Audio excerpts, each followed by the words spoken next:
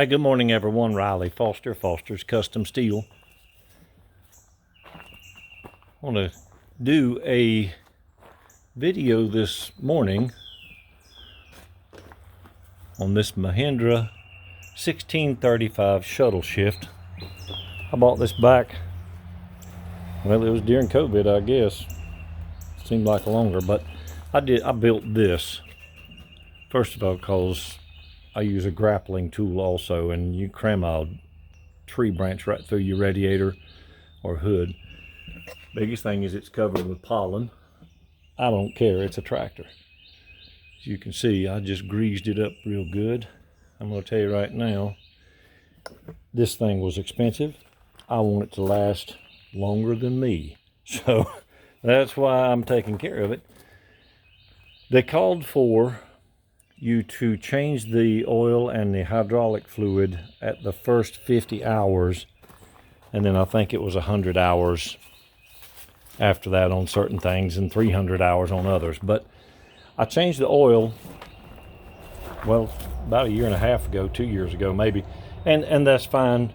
It was at just right around 50 hours, and the oil was absolutely spotless clean. But I wanted to do it by the book, make sure this thing, like I said, I want it to last. I love this tractor. It is an unbelievable piece of equipment.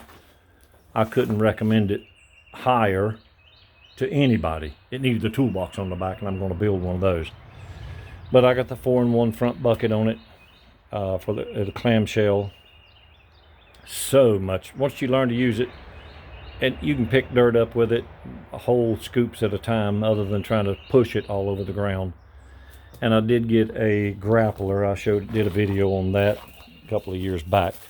But this is about the service oil change and what I went through trying to get it. I drained all the hydraulic fluid out, and I had a filter that I bought from the Mahindra dealership. I went to screw it on, and it was the wrong size. So that's all the way over in Durham, about 30 minutes away, 35 minutes away. So the next day I took off over there.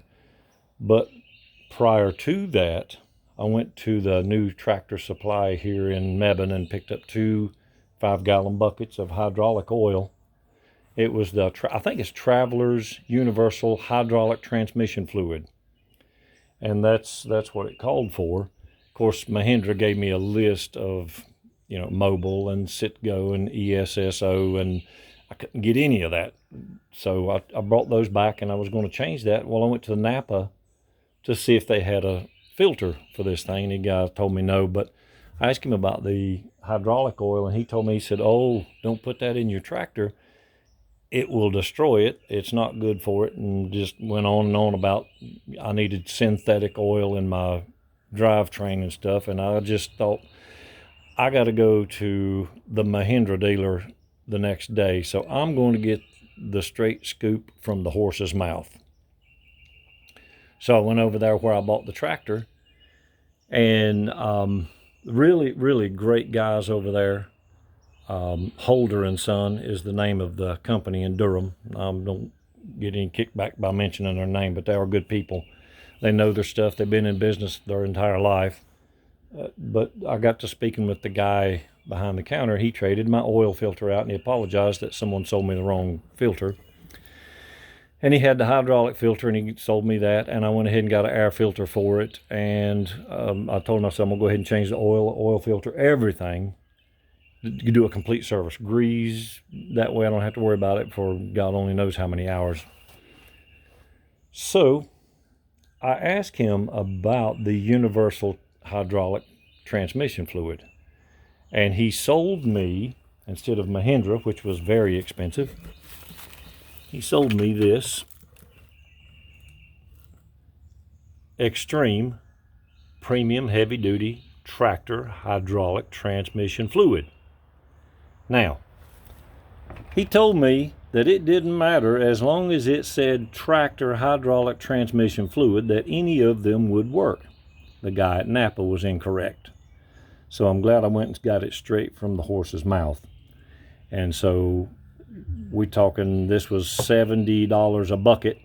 And I told him, I said, beings, you told me the truth and you've always worked with me, I went ahead and bought this instead of going back to Tractor Supply and getting the $50 or $55 hydraulic transmission fluid. So I'm going to show you where all these drain plugs are. I've already done all this. You did not want to sit and watch oil drain. That's kind of like watching paint dry. It's not very exciting and doesn't make good for the content. I used Rotilla 1540 for diesel engines, and I've always had good service with it. If you do this, there are certain tools you're going to need, and I'll show you where and why. You're going to need one of these big gallon oil funnels, because you ain't hitting that little bitty hole with that 5-gallon bucket, sitting there straining, holding that 5 gallons up. Well, excuse me, they don't make 5 gallon anymore. It's 4 point whatever. So hold on one second. I'm gonna crawl up under this tractor. I'm gonna show you where these 5 drain ports are on the rear end and transmission alone. So I'm gonna show you where those are and point them out. Some people, if this helps, great. I tell people, go to YouTube and watch 10 people. 6 or 7 are idiots. 2 or 3 are good. Select from those, but always, just like when you get your news, don't get your news from one place. Get it from several places, and you decide. So I'm going to show you where these drain ports are. And oh, by the way, one of the guys that, skip forward here, one of the guys I watched on YouTube, he said, don't bother draining the front transaxle fluid at the bottom. He said they got a plug right there. You can use that. Well, he's incorrect. Guess why? That is not the lowest point. Down here, and I'll show you on the other side, down here is the lowest point. If you don't drain that hydraulic transmission fluid out of that front end, you're not getting down there in that gearbox. So he was incorrect talking about that drain plug. And I'll start at the front and I'll show you where they are, and we'll go to the back. So hold on one second. All right, so I'm up under this tractor and I'm going to try to show you where these drain ports are. This one is right back over here under that, behind that bolt, right there. There's a drain there. You can see it back there now. And it's the same on the other side, right at the very bottom over there. And then right up here, there is a fuel line bolt. You take that out, and when that when that hydraulic transmission oil fills up that front casing, it'll weep out that hole. One thing I found was that both of them, I had both of them out, and that one over there started weeping, and I thought, well, great, it was full, and I screwed it in, checked this other side, and it was not weeping out over here. So always put that one in first, right up there, and let that hydraulic oil fill up this front gearbox, and then when it started weeping out, that one is when it was full. So I got that taken care of. Lo and behold, let's see, I can't tell whether I'm looking at it or not because I'm not flat-headed. So anyway, there's a drain plug in there, and that is for the motor. If you go back here in the back, hold on one second. Yeah, so there are 5 drain plugs back here. That one right there is on one wheel. There's a duplicate on the other wheel. There is a drain plug here. There is a drain plug. That's 1, 2, 3. There's a total of 5, and then the filter is here, so you got to drain that also. Oh, and these two aren't the funnest to get to. Let's see if I can get my finger up here and show you this one. Right there. That one, and there's the same right across from it on the other side. So you got to drain 5 drain ports on this rear transaxle and transmission. If you don't, you're not emptying it. It takes almost 9 gallon of hydraulic oil, and then the front end. So it took the two, I think it's 4.9 gallon of hydraulic oil, in each bucket, and it took both of those to do the front end and the rear end. But I'm glad I did it. I got all that taken care of. And to keep from making a big mess, you can make little tools like this, little plastic funnel that leans against the frame, and it drains into that big pan. If you don't have a pan that size, it'll fill that up quick and you're gonna make a mess. So that's the bottom of a plastic oil barrel. You need a big drain pan. So there is a 10-minute video on changing the oil on this thing and greasing it up. Oh, and one more thing. You guys might not know this, but when you're greasing this, there are grease fittings. Let's see if I can see them here. On this shaft, on this clutch shaft. And there's one on the other side, on the brake side. There it is. There's two on this side and two on the brake side. I didn't find any more, but all of the front has been greased, and the rear I poured a little bit of the gearbox oil on these just to wet them, because they are ball and socket. There's no grease fittings on those. But I try to take care of this tractor because I'm going to tell you, first of all, it was expensive. Second of all, it is a huge asset. I mean, a huge asset.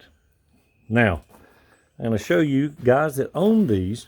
I'm going to show you one more thing that I found. Mine did not want to start fast. And I think I've come up with the combination that might help other people. When you see the glow plug there, so what I do, I let it turn over 1 or 2 revolutions and then start it.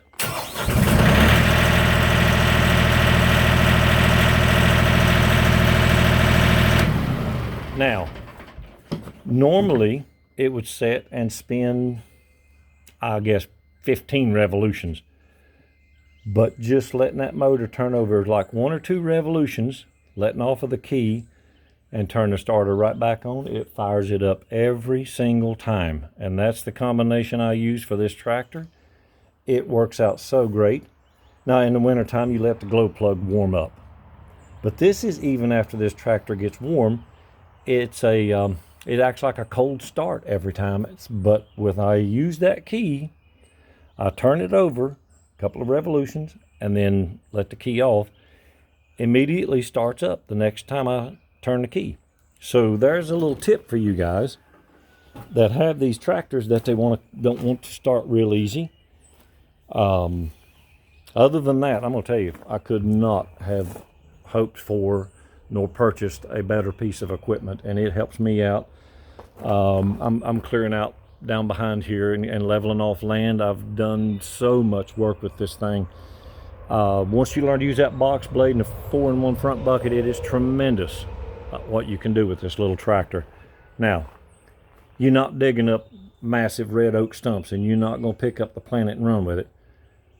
For what it is for, this is an unbelievable 3-cylinder diesel engine powerhouse that really I am so satisfied with. Of course, I welded hooks on the front bucket so I could grab a hold of stuff. Guys, remember to like, share, and comment. If you have one of these tractors, hopefully that's a little bit of a few tips and hints and suggestions on, there's where you fill up your front end. On how to do these, if you don't have that big funnel, that's where you put your hydraulic transmission fluid and you will make a mess. But you see, I did not spill a drop. Remember to like, share, and comment. If you have one, let me know. Let me know a couple of tricks that you do.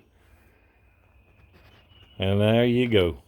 Guys, remember, always give thanks and have a great day.